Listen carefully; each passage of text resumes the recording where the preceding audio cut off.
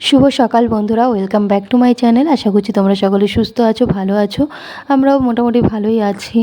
তো ছেলের একটু ঠান্ডা লেগেছে, আমারও শরীরটা খুব একটা ভালো নেই। তোমরা তো দেখলে ওদিনও শরীরটা খুব খারাপ। তো আগের দিন তো বরমশাই সমস্ত কিছু করে দিল, আর মাঝখানে একদিন আমি ভিডিও দেইনি কারণ শরীরটা খুবই খারাপ ছিল। কাজ করেছি বাট ইচ্ছে করছিল না ক্যামেরা নিয়ে আর কি বারবার ভিডিও করি বা এডিট করি, এইসব ঝামেলা থেকে একটু দূরেই ছিলাম। শরীর তো শরীরের মতো খারাপ হবেই, তাই না? শরীর থাকলেই খারাপ হবে, কিন্তু কাজ তো করে যেতেই হবে। জীবনে এগিয়ে যেতে গেলে কাজ করতে হবে, থেমে থাকলে হবে না। অনেক মানুষই আছে তোমাকে এগিয়ে যেতে দেবে না, তোমাকে পিষে ধরবে, কিন্তু তোমাকে তাদেরকে টপকে তোমাকে নিজেকে প্রমাণ করতে হবে। তো এই কথাটা কেন বললাম তোমরা অনেকেই ভাবতে পারো এটার সঙ্গে এটার কী তুলনা দিলে। দেখো, জীবনে এই 2023 থেকে 2026 চলছে, এখনও পর্যন্ত আমি যে দিনগুলোর মধ্যে দিয়ে কাটাচ্ছি, অনেকটা কষ্টের মধ্যে দিয়ে কাটাচ্ছি, জানো তো।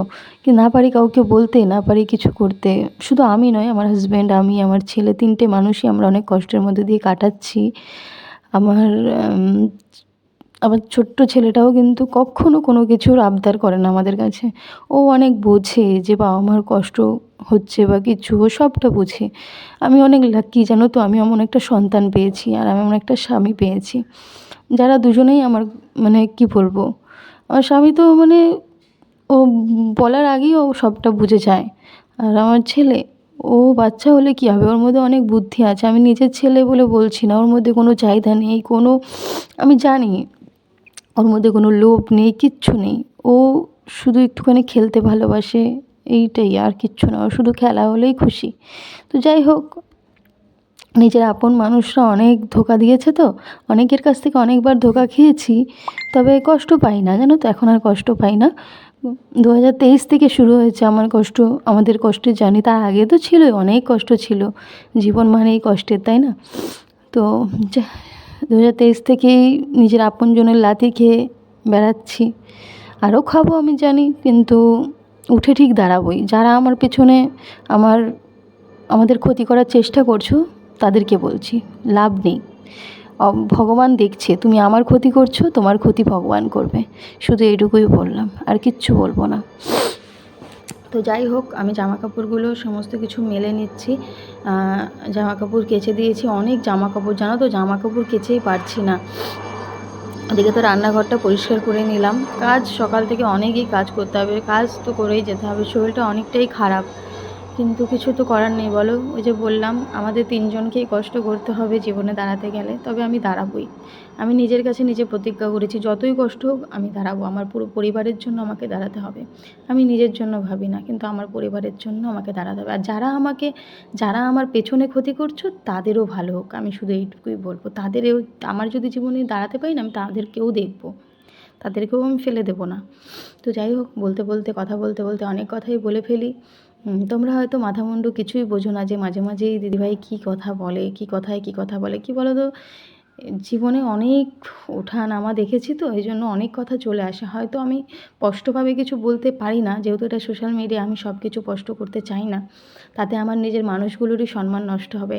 আর নিজের, বলে না, উপরে থুতু মারলে নিজের মুখেই পড়ে, তো সেইটাই। তো যাই হোক, বাইরে ভালোই রোদ পড়েছে, আর গাবলায় দেখছো অনেকগুলো জামা কাপড় রয়ে গেছিলো, ওগুলো কিন্তু আমি ঘরে যে বারান্দায় দড়িটা রয়েছে ওটাই আমি দিয়ে দিয়েছি। ছেলে তো বাড়িতে, আজকে সানডে ছিল, এটা সানডের ভিডিও। তার আগের দিন শনিবার তো আমি ভিডিও দেইনি। তো যাই হোক, বালিশের কাবার টাবারগুলো কিছু পরাইনি, আর বিছানা চাদরটাও পাতিনি, কারণ একটু পরে পাতবো। ছেলে খেলা টেলা করছিলো, ওকে কিন্তু স্নান টান করিয়ে দিয়েছে। এখন সেই 2টো বাজতে যায়, 2টো বেজেই গেছে অলরেডি। আমি জামা কাপড় কেচে, এই যে আগের দিনের জামা কাপড়গুলো, শনিবারে যেগুলো কেচেছিলাম সেগুলোই আর কি সমস্ত ধুয়ে টুয়ে যে শুকিয়ে গেছে। এগুলো এখন আমি ভাঁজ করে করে আলাদা আলাদা করে রাখবো সব।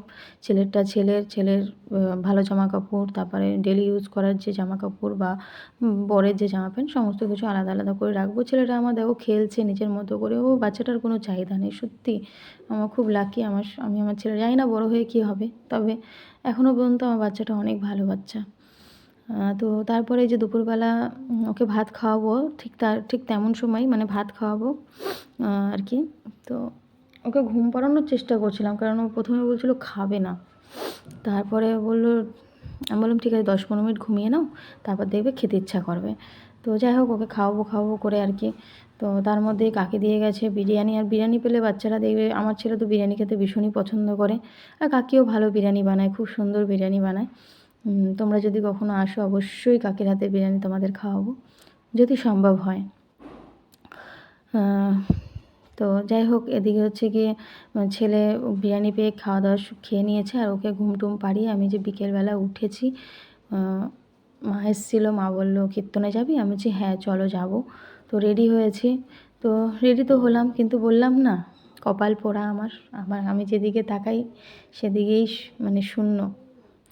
তো যাই হোক মনটা খুব খারাপ হয়ে গেল, যেতে পারলাম না কীর্তনে কিছু কারণবশত।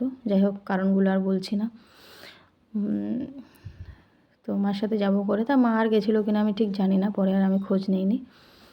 মা আর কি বাবা মা বললো একটু দেরি হবে, তো আমার তো অত দেরি করলে হবে না, আমার রান্নাবান্না আছে, তাই আর যাইনি। তারপর বরমশাই বললো সিঙ্গারা নিয়ে এসেছে, সিঙ্গারা দিয়ে মুড়ি মেখেছে। তো আমি কয়েকটা রিলস বানিয়ে নিলাম, শাড়িটা যখন পরেছি কাজে লাগালাম, মানে বললাম শাড়ি পরেছি যখন কটা রিলস বানিয়ে নিই। রিলস টিলস বানিয়ে তারপরে এই যে সিঙ্গারা আর মুড়ি দিয়ে খাচ্ছি, আর প্রচণ্ড নুনে পোড়া, জানো তো, এত নুনে পোড়া, ও হয়তো বুঝতে পারেনি, ও আর কি নুনটা দিয়ে ফেলেছে বেশি, মানে আমার বর। তো যাই হোক করে খাইয়েছি, এটাই অনেক। তবে নুনে এত পোড়া যে খাওয়ার উপায় নেই। তারপর এই যে চলে আসলাম রান্না করতে, বললাম না আজকে মনটা বড্ড খারাপ।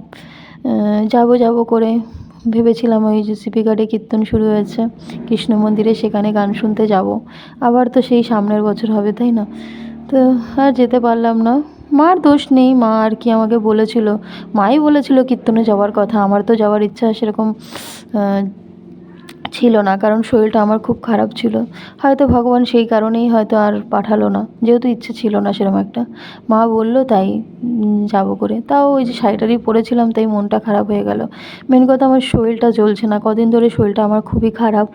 তো সেই জন্য তাও চেষ্টা করছি ব্লগগুলো কন্টিনিউ করার, কারণ কাজটা একবার বন্ধ করে দিলে কী হবে বলো তো, অনেক কষ্ট করে, প্রচুর কষ্ট করি জানো তো, একটু একটু করে চ্যানেলটাকে দাঁড় করাচ্ছি।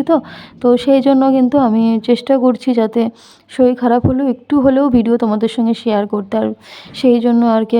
আর আমি তো ঘরে একা, আমার ঘরে আমি ছাড়া কে কাজ করবে, আমি ছাড়া আমার বর ছাড়া আর কেউ কাজ করার নেই আমার ঘরে। আমার তো শ্বশুরবাড়ির কেউ নেই, আমি একা, আমার জীবনটাই একা। তবে ভালো একদিকে জানো তো, কেউ না থাকাই ভালো, কেউ থাকলে জানো তো জীবনে অনেক মায়া পড়ে যায়, মায়া বেশি বাড়ানো উচিত নয়। তো যাই হোক ডালটা কথা বলতে বলতে অনেক কথা বলে ফেললাম। ডালটা বানানো হয়ে গেছে, আজকে পেঁয়াজ রসুন ফোড়ন দিয়ে বানিয়েছি, খুব ভালো হয়েছে।